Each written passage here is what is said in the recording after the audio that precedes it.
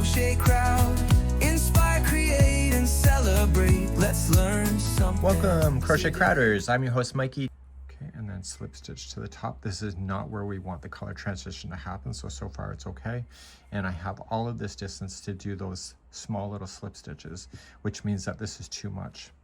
So what I'm going to have to do is that I want to increase my hook probably to, what are we saying?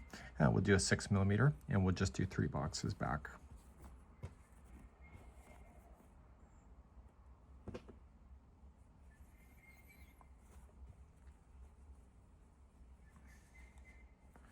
Okay, we could try again.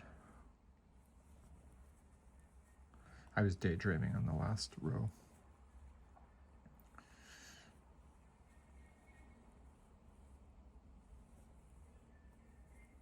So changing in the hook size is the best way to control your tension.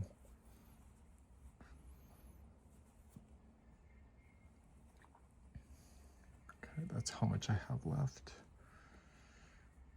Let's just keep on going, see where I land.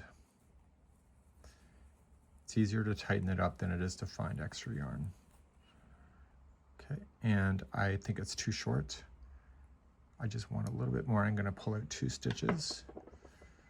Go back to a 4.5mm US 7 and do the last 2 with those.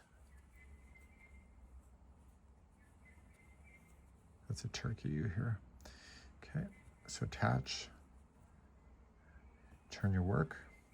So the transition has to happen right here. So you're just going to slip stitch out across the tops of your stitches.